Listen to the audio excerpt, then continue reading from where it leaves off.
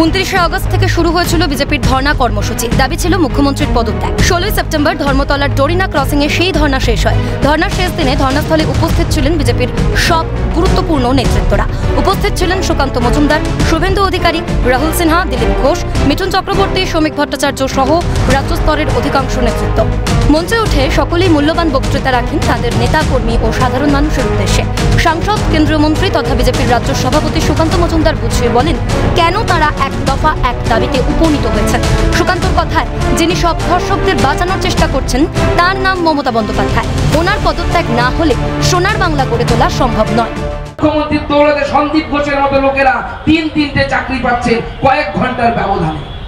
ভাববেন না, ভাবা উচিত না আমাদের যে কোন জায়গায় মাননীয় মুখ্যমন্ত্রী রাজ্যকে নিয়ে যাচ্ছেন।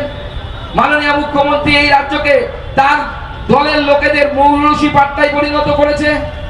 আজকে আমি অবাক হয়ে গেলাম, তৃণমূল কংগ্রেসের স্পোর্টস পার্সন 3.5 বছর জেল খাটা একটা মানুষ সবার কাছে, জনতার কাছে পরিষ্কার হয়ে যাচ্ছে। সেখানে সেই তৃণমূল কংগ্রেসের উঠতি নেতা যিনি বলেন যে দরজায় শুয়ে থাকবো, কাউকে ঢুকতে দেবো না তৃণমূলে। বিজেপি নেতা তথা অভিনেতা মিঠুন চক্রবর্তী ধর্ণা মঞ্চকে ধর্ণার শেষ দিনে আলোকিত করে তোলেন। বক্তৃতার সময় রীতিমতো হুঙ্কারের সুরে তিনি জানিয়ে দেন আবার নবান্ন অভিযান হবে, আর সেই নবান্ন অভিযান ব্রিজের নিচে থেমে যাবে না। সেই অভিযান পৌঁছবে নবান্নের 14 তলা পর্যন্ত, আর সেই নবান্ন অভিযানে আমি থাকবো। আবার নবান্ন অভিযান হবে, আর সেই অভিযানে আমি থাকবো। কিন্তু এই অভিযান আমি খুব জোর করে বলছি, ওটা নিশ্চয়ই নবান্নতে পৌঁছবে। এই অভিযান ওই ব্রিজের কাছে গিয়ে থেমে যাবে না। এই অভিযান ওই নবান্নর 14 তলায় গিয়েই থামবে। বিরোধী দলনেতা শুভেন্দু অধিকারীর গলাতে শোনা যায় বিজেপি গণতান্ত্রিক নির্বাচনের মাধ্যমে শাসক দলকে পরাস্ত করে বাংলায় নিয়ে আসবে প্রকৃত স্বাধীনতা। প্রথম দিন থেকে আমরা বলেছিলাম ভারতীয় জনতা পার্টি ভোটের জন্য রাজনীতি করে না। ভারতীয় জনতা পার্টি এই যে ইস্যু, এই যে মানুষের আবেগ দাবি, একে সামনে রেখে পিছনের দরজা দিয়ে ক্ষমতা দখলের রাজনীতি কখনো করতে চায়নি, ভবিষ্যতেও করবে না। আমরা নির্বাচনের মধ্য দিয়ে এই বর্বর সরকারকে আমরা পরাস্ত করব এবং পশ্চিমবঙ্গে গণতন্ত্র প্রতিষ্ঠা করে প্রকৃত স্বাধীনতা মানুষকে পাইয়ে দেব। ন্যায় বিচারের দাবি ও রাজ্য সরকারের বিরুদ্ধে ওঠা একগুচ্ছ অভিযোগের আন্দোলন এসে যাবে না উৎসবের স্রোতে। এবার আমরা পুজো করব, কিন্তু উৎসব করব না। পুজোতেও পুজোর সঙ্গেই চলবে প্রতিবাদ, জানালেন দিলীপ ঘোষ। যত দুর্গা পূজা এগিয়ে আসছে, অনেকে ভাবছেন কি জানি পুজো আসছে কি হবে। পুজো কদিন আছে, 1 মাসও নাই। কিন্তু দেখুন, কোথাও ফেস্টুন নাই, ব্যানার নাই। বাঙালি যেমন ধুমধাম করে দুর্গা পুজো করতে পারে, সেরকম অন্যায়ের বিরুদ্ধে আন্দোলনও করতে পারে। তাই পুজোকেই আন্দোলনের ভিড় তৈরি করুন।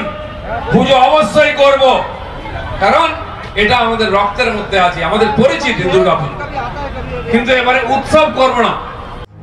এরই সঙ্গে এখনো দাবি পূরণ না হওয়ায়, কাদম্বিনী ন্যায় বিচার না পাওয়ায় আগামী দিনগুলিতে একগুচ্ছ কর্মসূচির কথা ঘোষণা করেন বিজেপির রাজ্য সভাপতি সুকান্ত মজুমদার। বিজেপির কর্মসূচির মধ্যে রয়েছে 1 কোটি সাধারণ মানুষের থেকে কাদম্বিনীর ন্যায় বিচারের দাবির সই নিয়ে সেই সই তারা দেবেন রাজ্যপালের কাছে। 23 সেপ্টেম্বর প্রতিটি স্টেশনে সভা হবে কাদম্বিনীর ন্যায় বিচারের দাবিতে। রয়েছে 25 সেপ্টেম্বর হাজরা মোড়ে মুখ্যমন্ত্রীর বাড়ির সামনে গর্জনের ডাকও।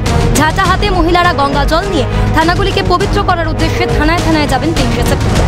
এই সবই রয়েছে বিজেপির কর্মসূচির মধ্যে, জানালেন সুকান্ত মজুমদার।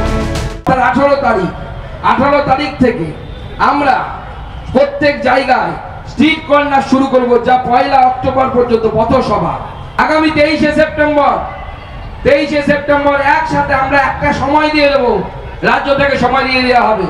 পশ্চিমবঙ্গের প্রত্যেকটি স্টেশনে, বিশেষ করে কলকাতা সংলগ্ন এলাকা, যেটাকে আগে এক সময় প্রেসিডেন্সি বলা হতো, সেই প্রেসিডেন্সিতে যতগুলো স্টেশন আছে সব জায়গায় মাইক বেঁধে ভারতীয় জনতা পার্টি অভয়ের উপরে ঘটে যায় এই নির্যাতনের কথা বলবে। 1 কোটি সই সংগ্রহ করে পার্টি অফিস থেকে আমাদের বিধায়ক দল মাননীয় শুভেন্দু দার নেতৃত্বে এবং সাংসদদেরকে নিয়ে আমরা সকলে মিলে মাথায় করে ওই 1 কোটি সই রাজ্যপালের কাছে দিয়ে আসবো। 25 তারিখে হাজরা মোড়ে দিদির বাড়ির পাশে ভারতীয় জনতা পার্টি সেই দিন গর্জন করবে। এই জন্য এসডিপি অফিসে গিয়ে ঝাঁটা আর গঙ্গা জল দিয়ে ছেটিয়ে এই অপবিত্রগুলোকে বের করে দিয়ে পবিত্র করবে। কাদম্বিনী ন্যায় বিচারের দাবিতে পুজোতে থাকবে বুক স্টল, এমনটাও জানান সুকান্ত মজুমদার। দেখুন, আমাদের আন্দোলন মূলত এবার আমরা প্রত্যেকটি গ্রাম পঞ্চায়েতে 2 থেকে 3টে আমরা স্ট্রিট কর্নার করব, পথসভা করব। প্রত্যেকটি ওয়ার্ডে শহর অঞ্চলে প্রত্যেকটি ওয়ার্ডে পথসভা হবে। আমরা 1 কোটি মানুষের সই সংগ্রহ করব এবং মাননীয় মুখ্যমন্ত্রীর পদত্যাগের দাবিতে এই সই নিয়ে আমরা রাজ্যপালের কাছে যাব, তাকে অপসারণের দাবিতে। এবং তার সাথে সাথে আমাদের পুজোতে প্রত্যেক জেলায় আমরা বুক স্টল তৈরি করব এবং সেই বুক স্টলে তার হত্যাকাণ্ডের জাস্টিসের দাবিতে ভারতীয় জনতা পার্টি সেখানে ব্যানার, পোস্টার, ফেস্টুন লাগাবে এবং জাস্টিসের জন্য মানুষের সহযোগিতা কামনা করবে। 24 দিন আগে যে ধরনের অবস্থান শুরু হয়েছিল মুখ্যমন্ত্রীর পদত্যাগের 1 দফা 1 দাবি নিয়ে, সেই দাবি এখনো পূরণ না হলেও সেই দাবিতে আন্দোলন চলবে আরো বৃহৎ আকারে। ডরিনা ক্রসিংয়ে ধর্নার শেষ দিনে এমন হুঁশিয়ারি রেখে গেলেন বিজেপির নেতৃত্বরা। ক্যামেরায় সায়ন্তন চক্রবর্তীর সঙ্গে খালেদ জামাল ও শুভজিতের রিপোর্ট, ক্যালকাটা।